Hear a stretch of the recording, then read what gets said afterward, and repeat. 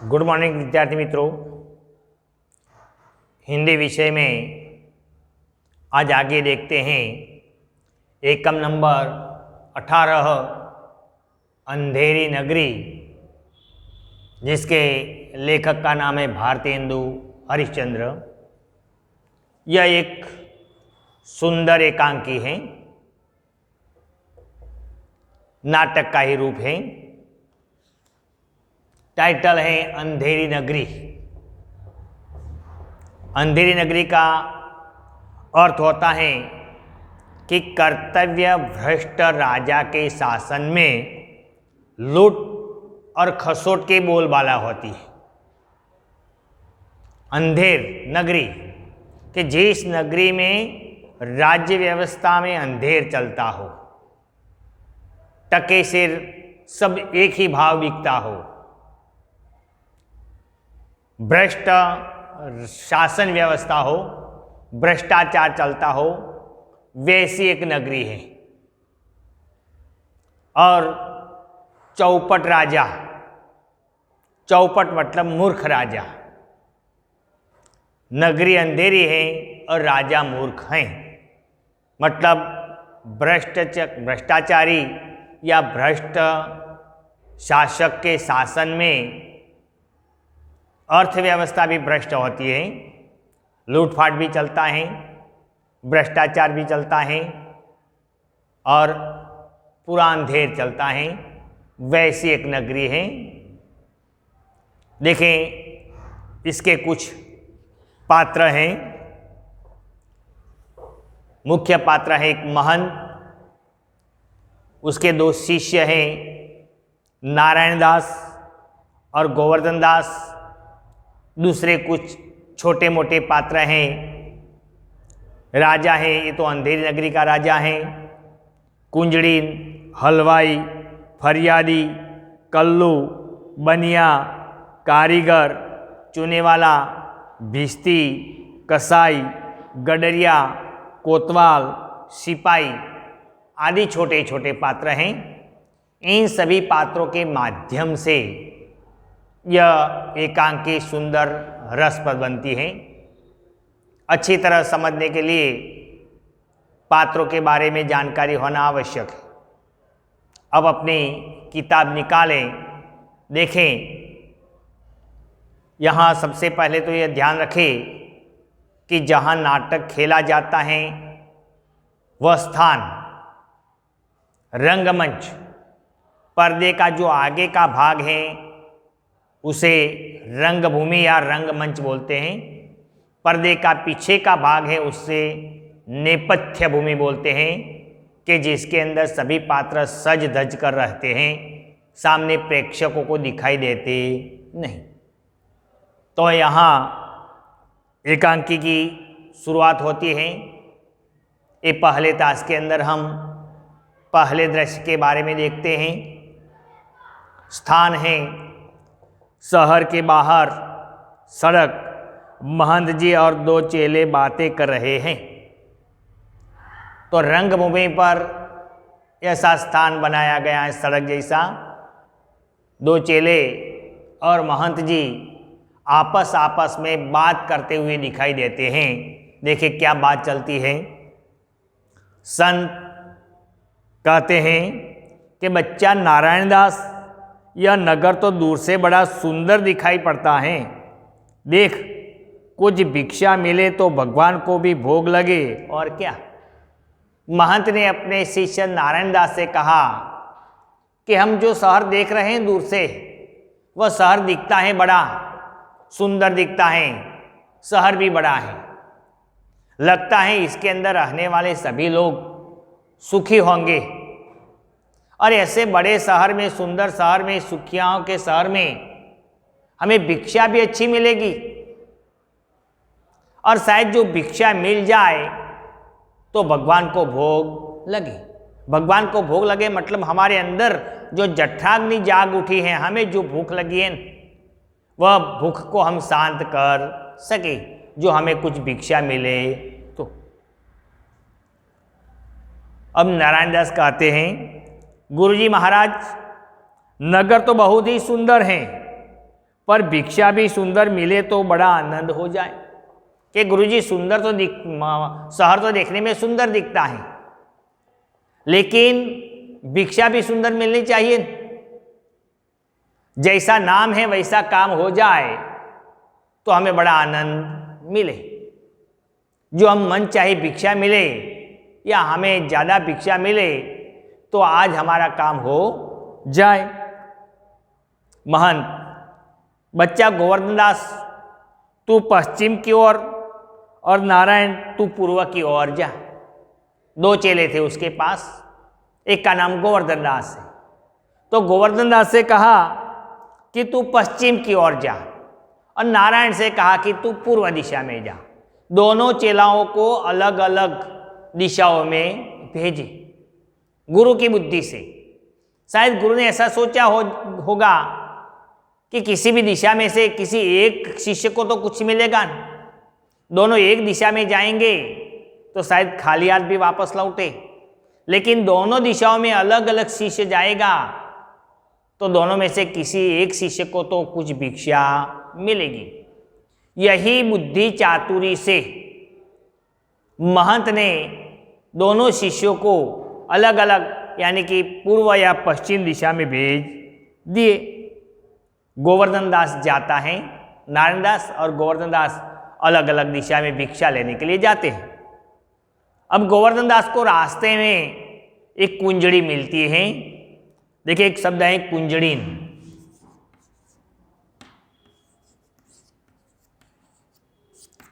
क्या शब्द है? कुंजड़ीन। तो अर्थ क्या होता है कुंजड़ीन का? तो इसका अर्थ होता है तरकारी बेचने वाली स्त्री। तरकारी बेचने वाली स्त्री। तरकारी मतलब सब्जी। क्या? सब्जी बेचने वाली जो स्त्री होती है ना उसे कुंजड़ीन बोलते हैं। साग भाजी बेचने वाली स्त्री। तो गोवर्धन जैसे जाता है तो सबसे पहले उसे एक सब्जी वाली मिलती है कुंजड़ीन। तो वे कुंजड़ीन से पूछते हैं कि भाजी क्या भाव। अब कुंजड़ी के पास अलग अलग प्रकार की भाजी हैं, इसलिए गोवर्धन दास पूछते हैं कि बहन जी ये भाजी का भाव क्या है? कुंजड़ीन, बाबा जी टके सेर। कुंजड़ीन ने जवाब दिया कि बाबा जी टके से। अब टका शब्द आया तो पुराने 2 पैसों के सिक्के के बराबर एक सिक्का। पुराने जमाने में जो 2 पैसे होते थे वे 2 पैसों के बराबर एक सिक्का, उसको बोलते हैं टका, मतलब मामूली कीमत। तो कुंजड़ी ने बताई कि बाबा जी टके शेर मतलब 500 ग्राम। गोवर्धन दास, सब भाजी टके शेर। वाह वाह, बड़ा आनंद है, यहाँ सभी चीजें टके शेर मिलती हैं। बाबा ने पूछा कि ये सब भाजी टके शेर? अलग अलग प्रकार की भाजी हैं, सब भाजी का एक ही भाव टके शेर।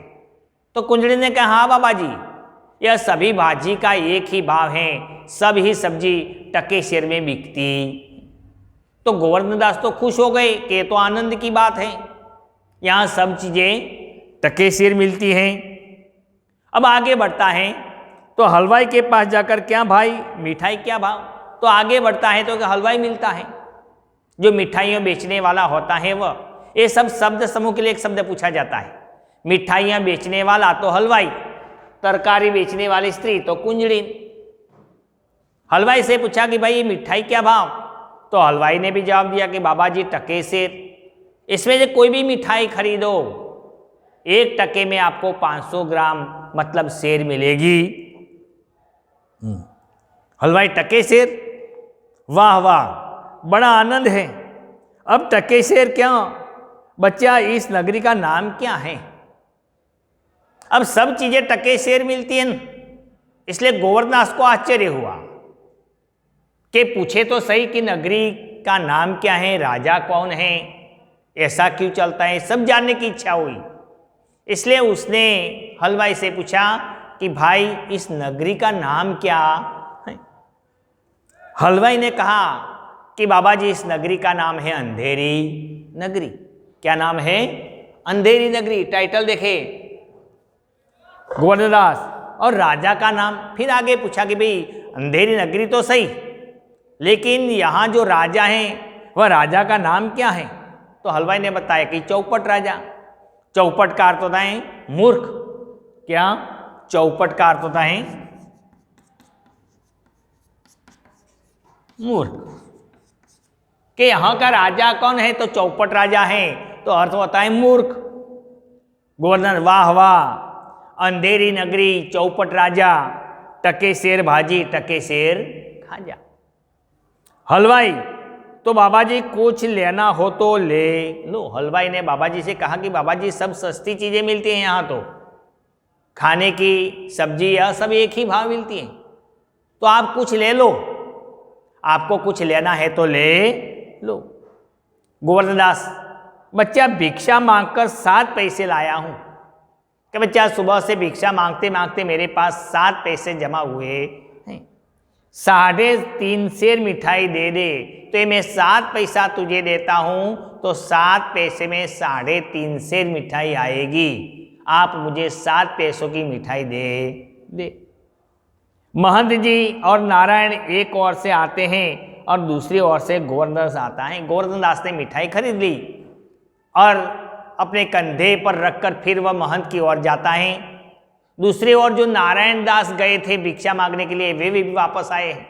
तो अब नारायण दास और महंत दोनों मिलकर गोवर्धन दास की ओर जा रहे हैं, गोवर्धन दास महंत की ओर जा रहा है।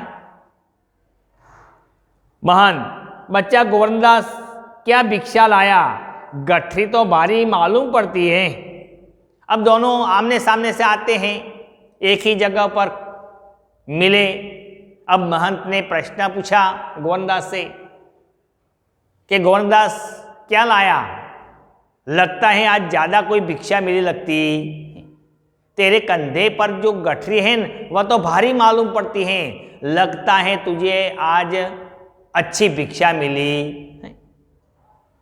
गोवर्धन दास, गुरुजी महाराज 7 पैसे भिख में मिले थे, उसी से 3.5 सेर मिठाई मोल ली। कि गुरुजी महाराज आज भिक्षा में मुझे 7 पैसे मिले थे और 7 पैसे में मुझे 3.5 सेर मिठाई मिली, जो ये गठरी में मैं लाया हूं। देखिए यहाँ एक शब्द आया मोल लेना। मोल लेना, मोल लेना मतलब खरीदना। क्या मैंने 3.5 से मिठाई खरीदी।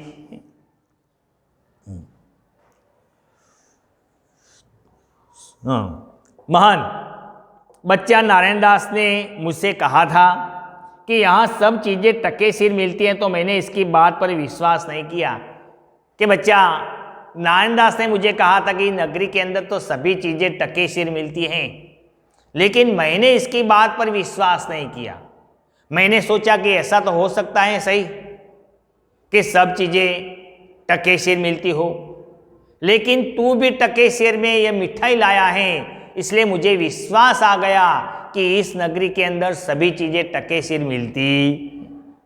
बच्चा यह कौन सी नगरी है और इसका राजा कौन है जहाँ टके सिर भाजी और टके सिर खाजा मिलता हूँ?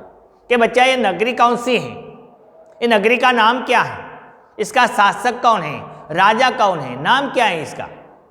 गोवर्धन दास बताया कि अंधेरी नगरी, चौपट राजा, टके शेर भाजी, टके शेर खाजा। के तो अंधेरी नगरी है जिसका राजा चौपट है, जहाँ टके शेर भाजी और टके शेर खाजा मिलता है। देखिए खाजा ये भी एक प्रकार की मिठाई है। ये मिठाई ज़्यादातर मुस्लिम भाइयों के अंदर ज़्यादा बनती है, अच्छी मिठाई है जिसे हम खाजा बोलते हैं।